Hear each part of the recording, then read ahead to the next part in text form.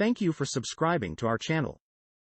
Today is Friday, January 15, 2021. BBC report. Coronavirus. EU anger over reduced Pfizer vaccine deliveries. 6 nations called the situation unacceptable and warned it decreases the credibility of the vaccination process. Sweden, Denmark, Finland, Lithuania, Latvia and Estonia urged the EU to apply pressure on Pfizer-BioNTech. Pfizer said the reduced deliveries are a temporary issue. In a statement on Friday, the drugmaker said shipments were being affected by changes to its manufacturing processes designed to boost production. CNN report. Dozens killed, some decapitated, in suspected rebel attack in the Democratic Republic of Congo. 46 people from the ethnic Pygmy group were killed, some of them decapitated, on Wednesday in a suspected militant attack in Northeast Democratic Republic of Congo, according to an NGO official based in the Central African country.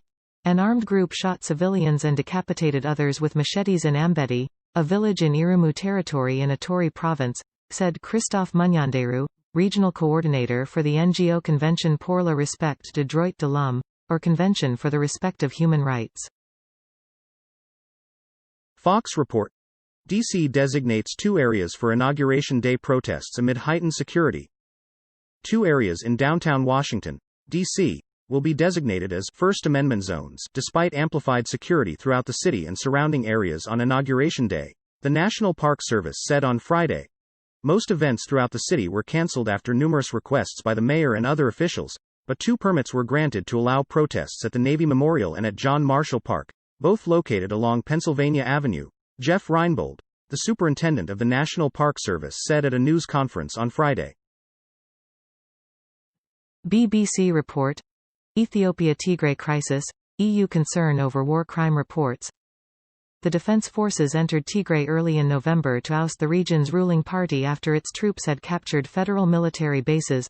The government declared victory by the end of that month, but the EU says the situation remains dire. The conflict threatens the stability of the entire region, the EU says. The government of Nobel Peace Prize-winning Prime Minister Abiy Ahmed insists that it has been using proportional force to restore law and order and bring a criminal clique to justice.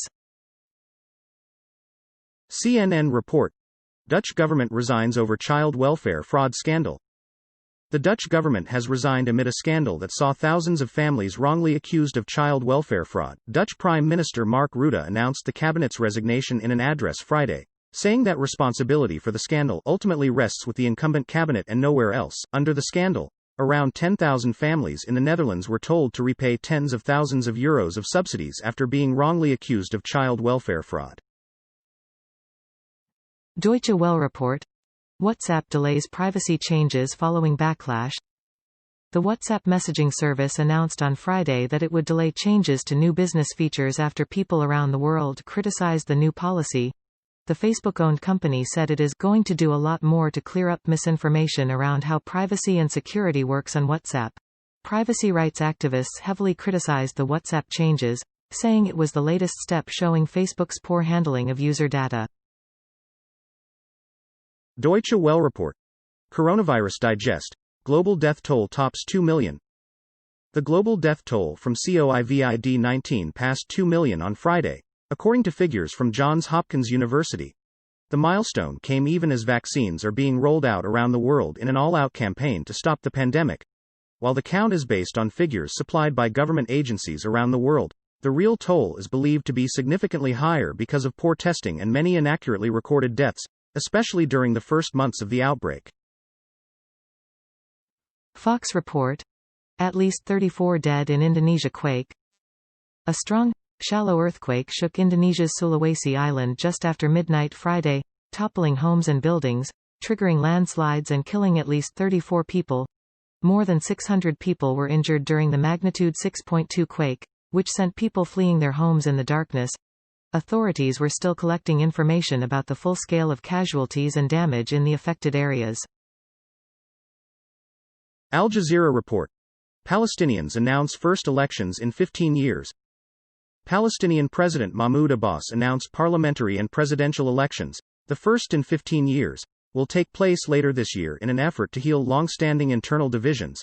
According to a decree issued by Abbas's office on Friday, The Palestinian Authority (PA), which has limited self-rule in the Israeli-occupied West Bank, will hold legislative elections on May 22 and a presidential vote on July 31.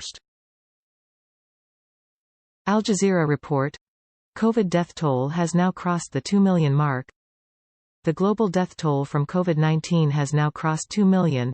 The landmark was reached on Friday amid a vaccine rollout so immense but so uneven that in some countries there is real hope of vanquishing the outbreak, while in other parts of the world, it seems a far-off dream. The numbing figure was crossed just more than a year after the coronavirus was first detected in the Chinese city of Wuhan. Fox report. North Korea showcases what it calls world's most powerful weapon. Just prior to the inauguration of President-elect Joe Biden, North Korea held a parade attended by its leader Kim Jong-un that reportedly showcased a new submarine-launched ballistic missile it called the world's most powerful weapon. The BBC, citing state media, reported that 4 of these missiles were seen in Pyongyang's Kim Il-sung Square on Thursday after a meeting that included Kim calling the U. BBC report. Uganda elections 2021, Museveni takes early lead as Bobi Wine cries foul. But his main challenger, pop star turned politician Bobi Wine, said that tally was the result of the worst rigging in Ugandan electoral history. Election monitors say confidence in the count has been damaged by an internet shutdown, now in its 3rd day. Dozens of people were killed in the run-up to the election.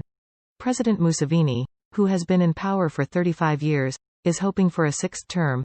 The 76-year-old says he is standing for stability, while Bobi Wine, the stage name for 38-year-old Robert Kyagulanyi, says he represents the younger generation in one of the world's youngest countries. Al Jazeera report. Robots rising, firms debut fuzzy pets, household helpers at CES. Exhausted from the isolation, extra chores and sleepless nights of the coronavirus pandemic. Get a robot to help.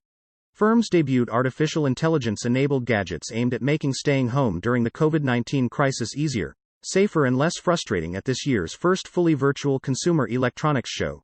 Plenty of people adopted pets during the pandemic to ease their isolation. In fact, so many animals were adopted from shelters that a shortage developed in some places. Fox report. FBI warns explosives at state capitol protests around Inauguration Day pose substantial threat. Report. Authorities are warning of the substantial risk that explosives will be among the tactics used during protests before and during the Jan. 20 inauguration of President-elect Joe Biden, piling on to a previous memo urging law enforcement to be prepared for armed demonstrations in all 50 state capitals in the coming days, according to a recent report. An FBI bulletin obtained by ABC News described how the use of devices targeting infrastructure has increased in the past several months, and law enforcement should be prepared for the potential use of explosives going forward, according to the report. CNN report. Police say Orlando waitress saved boy from abuse with note asking if he needed help. An 11-year-old boy was removed from his home and his parents are in jail after police say an Orlando waitress noticed something was wrong and used a note to ask him if he needed help. Flavane Carvalho was not scheduled to work a shift at the Mrs. Potato restaurant on New Year's Day, but someone called in sick, so she filled in, her boss Rafaela Kabid said during a press conference Thursday afternoon. CNN report. New rule could make it harder for banks to cut ties with oil and coal companies. Big banks, climate activists and banking reform advocates don't agree on much, but they joined forces to denounce a proposed Trump administration rule that would make it harder for banks to cut ties with the fossil fuel industry. The rule, adopted Thursday by the Office of the Comptroller of the Currency, requires large banks to make a documented and individualized assessment of pending customers before denying loan applications. Deutsche Welle report. Heathrow Airport gives all clear after responding to suspect item. An unknown object prompted Heathrow Airport to deploy security teams to Terminal 2 on Friday. The officials also halted check-ins and immigration, according to a message posted on Twitter. The airport said its Terminal 5 was still fully open and operational soon after this message. However, airport officials said that the issue has now been resolved, without providing details on the nature of the disturbance. Thank you for watching 5 p.m. recap. To be notified, you can subscribe our channel and activate the bell.